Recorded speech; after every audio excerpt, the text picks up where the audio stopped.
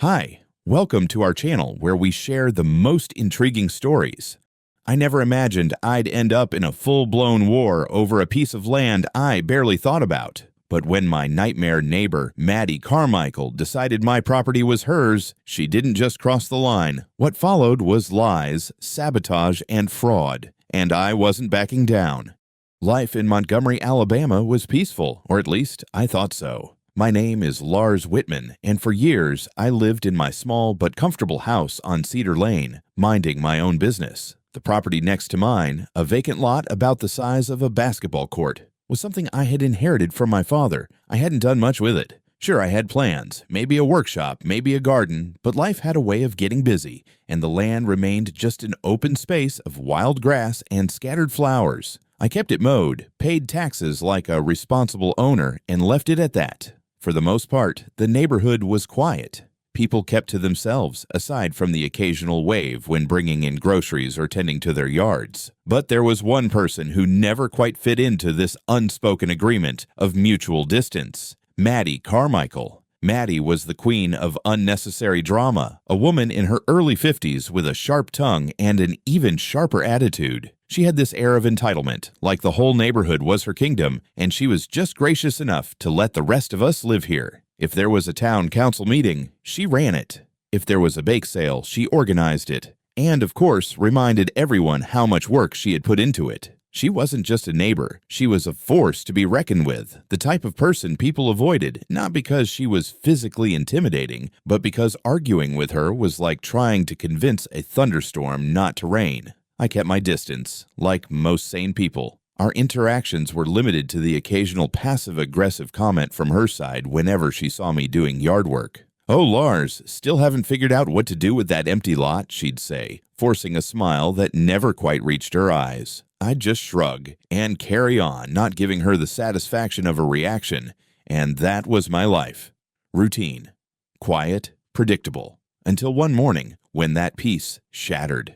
It started with a sound, a rhythmic, metallic clanging. At first, I thought maybe someone was fixing their fence, but it was too close, too loud. I stepped onto my porch, coffee in hand, and immediately felt a wave of confusion, then irritation. There she was, Maddie Carmichael in my vacant lot, pounding metal stakes into the ground. A thick chain ran between them, and hanging on the newly installed fence were bold red signs that screamed, "Verwards or Verfahrt, private property, no trespassing." For a solid 3 seconds, I just stood there, blinking. Was I still asleep? Had I stumbled into some bizarre parallel universe where my neighbor had somehow legally stolen my land overnight? Then reality kicked in. I set my coffee down, squared my shoulders, and marched toward her. "Maddie!" I called, my voice sharper than I intended. "What the hell do you think you're doing?" She turned, her expression breezy, almost amused, as if she had expected this conversation but wasn't the least bit concerned. "Oh, morning, Lars," she chirped, hammering in the final stake. "Just securing my property."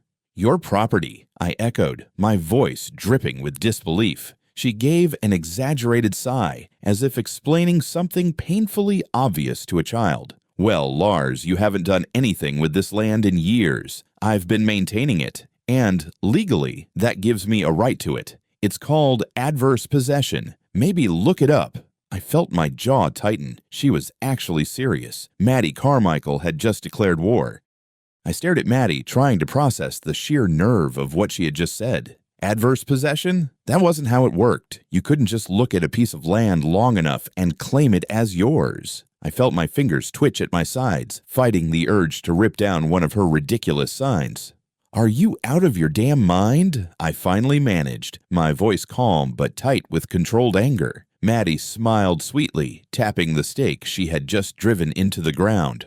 "Not at all, Lars. I've been taking care of this lot for years. I mowed it a few times, pulled weeds, even planted a few flowers along the edge." She gestured grandly, as if she had single-handedly turned my land into a national park. "Since you clearly don't care about it, I filed for ownership. The process is already in motion." I laughed, a sharp, humorless sound. "Maddie, I pay taxes on this land. I own it. You can't just decide it's yours." She waved a dismissive hand. Oh, taxes! That's just a technicality. The county looks at who actually uses the land, Lars. I've been using it. That's all that matters. I took a step closer, towering over her, but she didn't flinch. If anything, she looked amused, as if this was all just some mildly entertaining game to her. Take the signs down. Now. She clicked her tongue, shaking her head. Oh, honey, no. You see, I've already spoken to a real estate agent. There's a buyer interested in the lot. He's looking to build an Airbnb here. Isn't that exciting? A nice little vacation rental in our neighborhood. I felt my hands curl into fists at my sides. She wasn't just trying to steal my land. She was trying to sell it. You're out of your mind, I repeated, my voice lower, deadlier. If you don't take those signs down, You'll what? Sue me. Maddie snapped, her fake sweetness evaporating in an instant. Go ahead. Court cases take years, Lars. Meanwhile, my paperwork is already filed. By the time you fight this, the lot will be sold, and I'll be sitting pretty. So go ahead. Waste your money on a lawyer. I wanted to throw something, but instead, I took a deep breath and forced myself to think. She was bluffing. She had to be.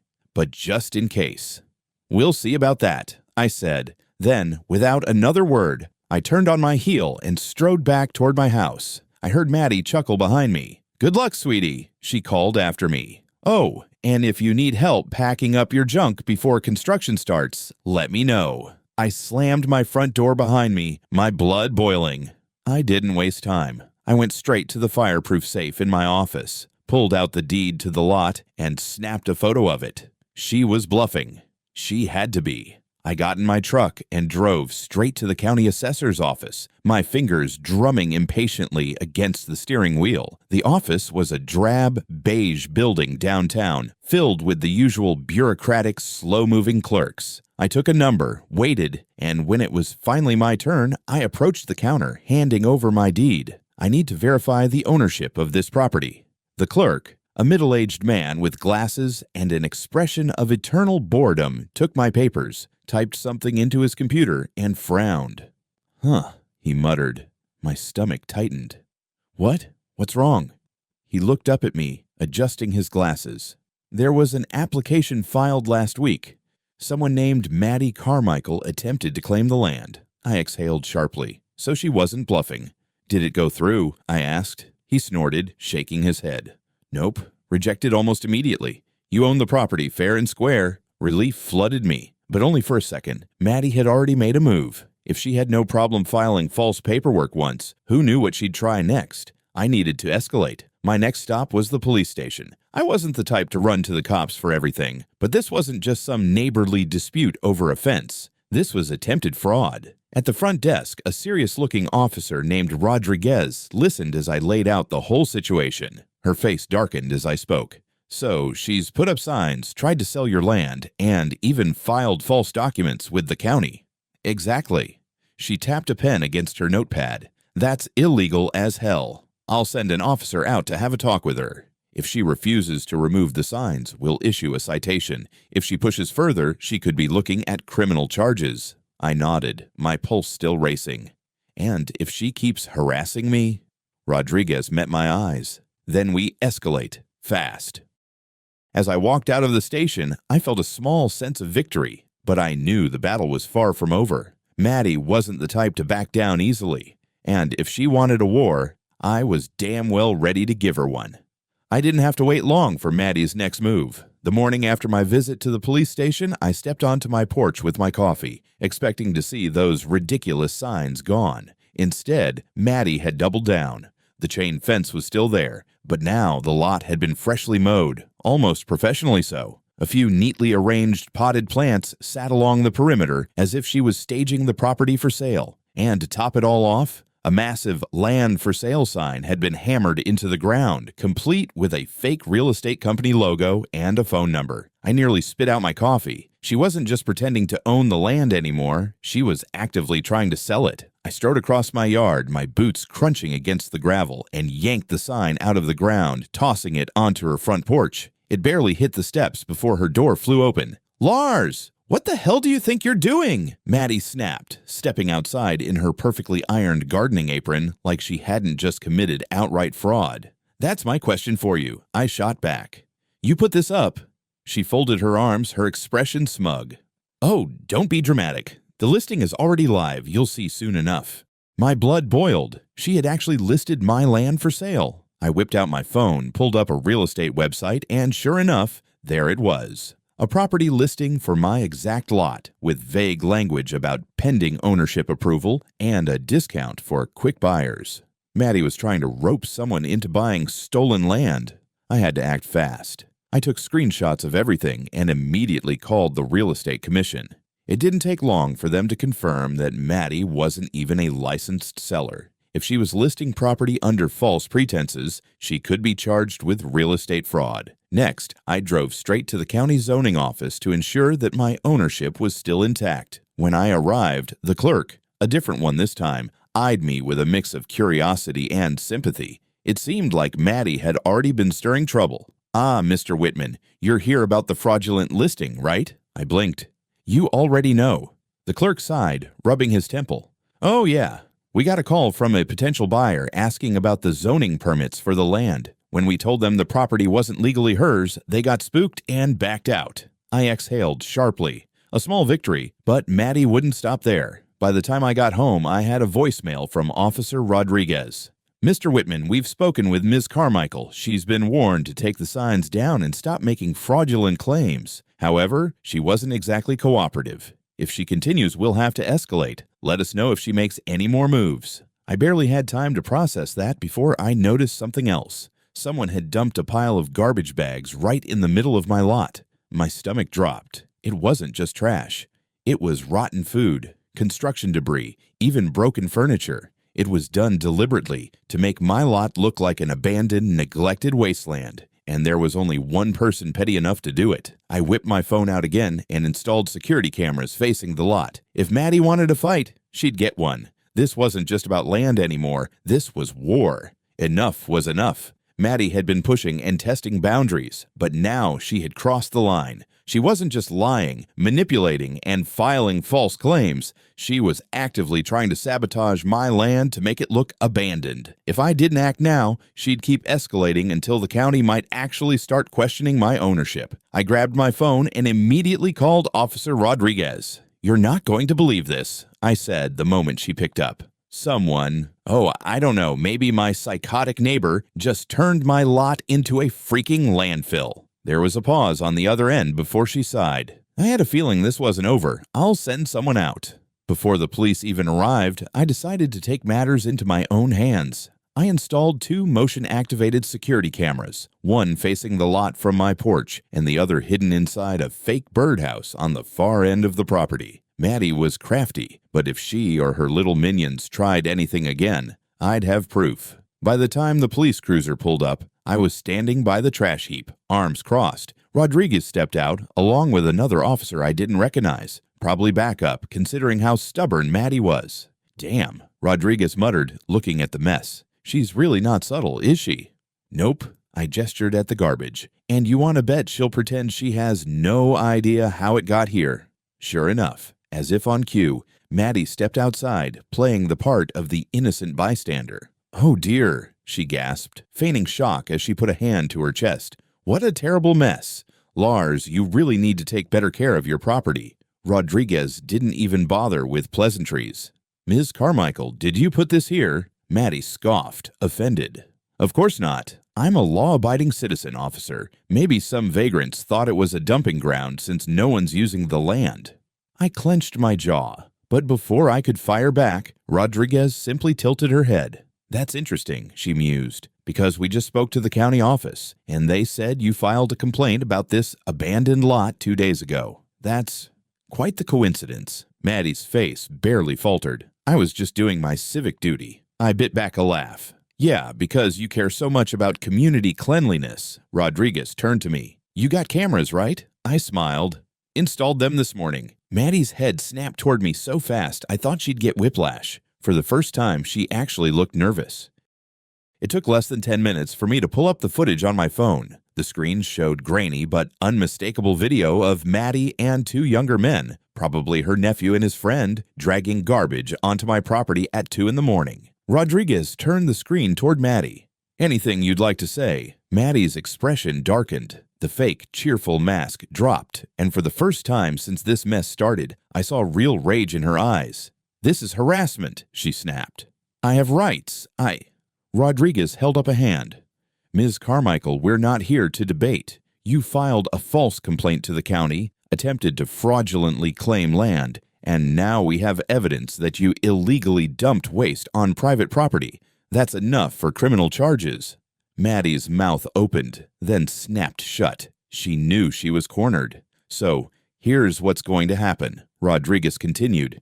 "You're going to remove every single piece of trash from this lot by the end of the day. You're going to take down those fraudulent for sale signs. And if we get even one more report of you interfering with Mr. Whitman's property, we will press full charges against you." I crossed my arms. "And I'll sue."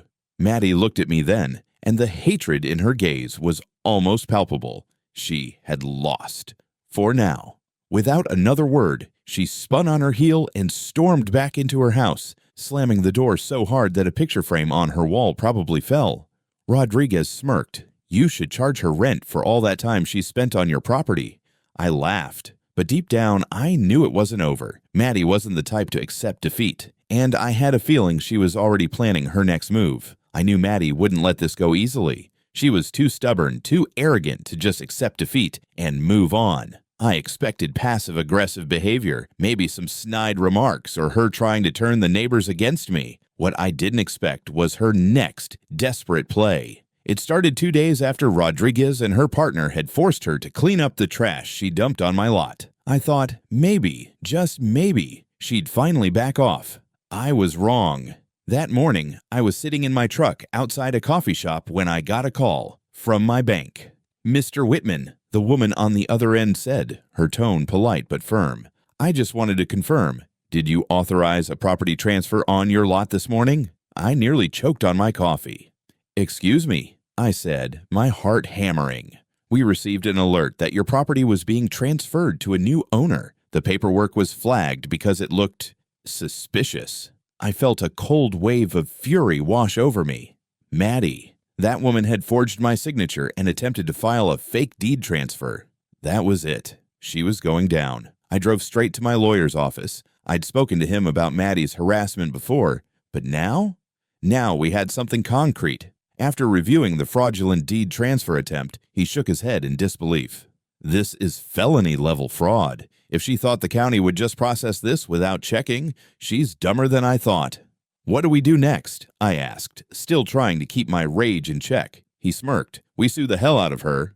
And we did. I filed a lawsuit for fraud, defamation, and property interference. At the same time, I went back to the police station and had Maddie officially investigated for attempted forgery. Rodriguez, when she heard, actually laughed. "She really doesn't know when to stop, huh?" she said. "All right, let's finally put an end to this." 2 weeks later, Maddie found herself served with legal papers. She was being sued for every illegal move she made, the false property claim, the illegal dumping, and now attempted fraud. That wasn't even the worst of it. By the time the case went to court, Maddie had made too many enemies. The neighbors, most of whom had previously been too scared to stand up to her, finally spoke out. They testified about how Maddie had bullied them for years, manipulated neighborhood decisions, and now she was trying to outright steal someone's property. The judge wasn't amused. The verdict? Guilty of fraudulent activity. She was slapped with a hefty fine, forced to pay my legal fees,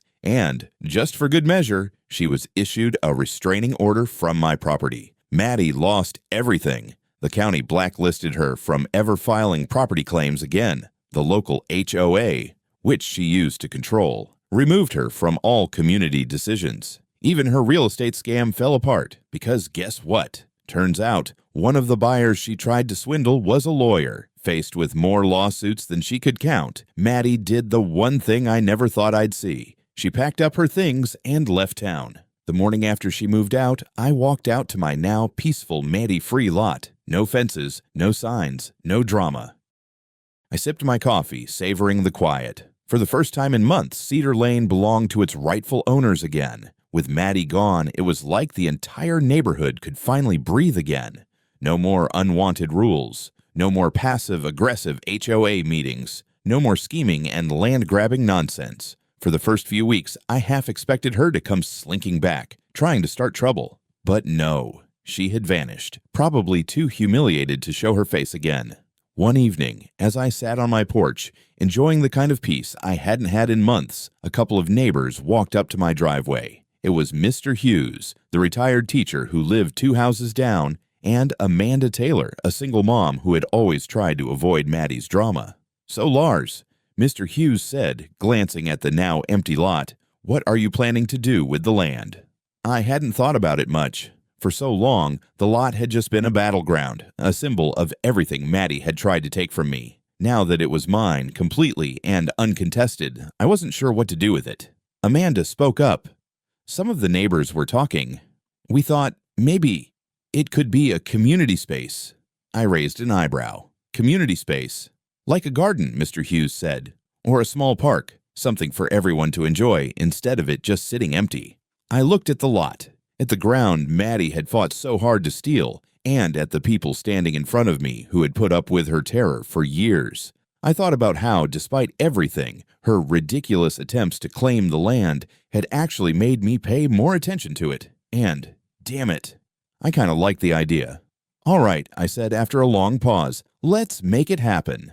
A few months later, the lot was completely transformed. Where there was once a battleground, now stood a thriving community garden complete with raised vegetable beds, flower patches, and even a few benches where people could sit and enjoy the space. We held a small opening ceremony, and to my surprise, the whole neighborhood showed up. Even people who never used to talk to each other started bonding over planting and gardening. The lot was no longer a piece of land to be fought over. It was a place for everyone. As I stood there, watching kids run around, neighbors chatting, and a real sense of community settling in, I realized something ironic. Maddie had spent all that time trying to steal this land.